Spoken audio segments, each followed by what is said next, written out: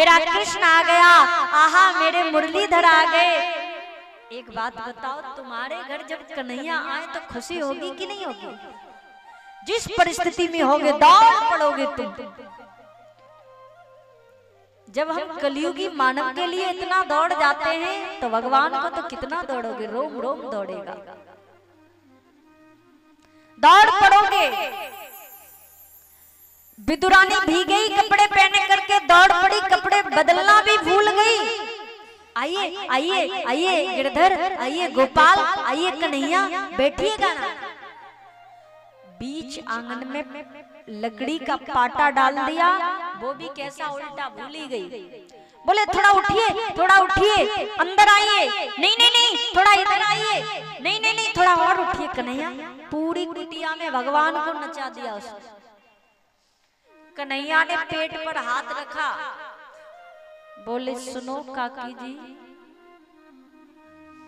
भूख लगी है। विदुरानी के नेत्रों में आंसू आ गए, दौड़ पड़ी, दौड़ करके जाती है, कदली के फल लाई। कदली समझते हैं? केला। छोटे छोटे कदली के फल लेकर के आई और कन्हैया के सामने बैठ गई, पत्तल बिछाई, वो भी उल्टी। अब सुनिएगा, पाटा भी उल्टा बिछा दिया, पत्तल भी उल्टी बिछा दी। अब क्या करती है पता है? डलिया में भरकर लाई केले। केला छीलती है, छिलका रख देती है पत्तल पर और केला फेंक देती है कोने में। भूल गई, इतना प्रेम बढ़ गया कन्हैया से, भूल गई कर क्या रही है। छिलका फेंक देती, रख देती है पत्तल पर, केला फेंकती है कोने में। भगवान छिलके ही खाने लगे। कोई बात नहीं, इनमें बहुत प्रेम है। कम से कम 40 छिलके खा लिए। विदुर जी आए, आओ देवी गेट पर आओ, दौड़कर बाहर से आवाज लगा रहे हैं, हाँ कहिएगा जल्दी आओ। कन्हैया आते होंगे, उनके स्वागत के लिए हम यहाँ तैयार खड़े हो जाते हैं। विदुरानी बोली आते होंगे कि आ गए? आ गए, हाँ 1.5 घंटे पहले ही आ गए। दौड़ करके विदुर अंदर आए तो कन्हैया क्या खा रहे थे? केले के छिलके। विदुर बोले देवी, पहली बार कृष्ण मेरी कुटिया में आए और तुमने छिलके खिला दिए। विदुरानी बोले अरे कन्हैया, तब से मैं तुम्हें छिलके खिला रही थी। कन्हैया बोले अरे काकी जी, हमको खुद नहीं पता, हम छिलके खा रहे थे। कोई बात नहीं। विदुर जी आए और विदुर जी कहते हैं कन्हैया,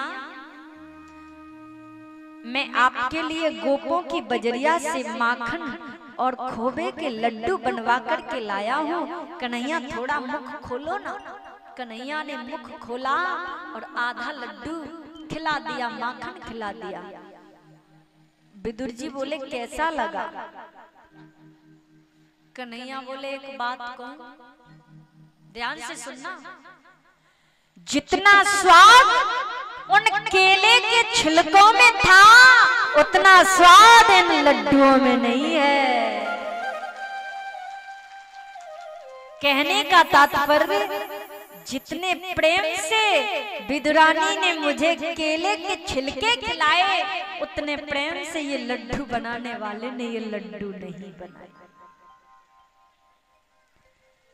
कि भाव का भूखा हूं मैं, भाव ही बस सारे है, भाव से भजता मुझे तो भव से बेड़ा पार है। भाव बिन कुछ भी तू देवे मैं कभी लेता नहीं। भाव के बिन तू चाहे सोना दे मुझे, चाहे फूल दे, चाहे कितनी भी बड़ी दौलत दे, भाव बिन कुछ भी तू देवे मैं कभी लेता नहीं। भाव से एक फूल भी दे तो मुझे स्वीकार है। भाव का भूखा हूं मैं, भाव ही बस सार है। भाव बिन सूनी पुकारे, मैं कभी सुनता नहीं, देर भक्ति भाव के करती मुझे लाचार है। और अन्न वस्त्र और अन्न धन और वस्त्र भूषण कुछ न मुझको चाहिए। क्या चाहिए?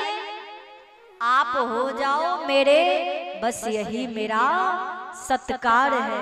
भाव का भूखा हूं मैं, भाव ही बस सार है। मैं दुनिया में आता तो हूं।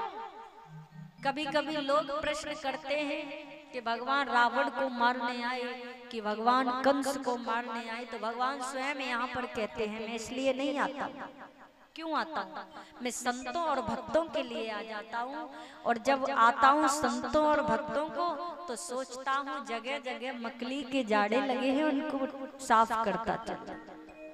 बांध लेते भक्त मुझको प्रेम की जंजीर में, इसलिए इस भूमि पर होता मेरा अवतार है। भाव का भूखा हूं मैं, भाव ही बस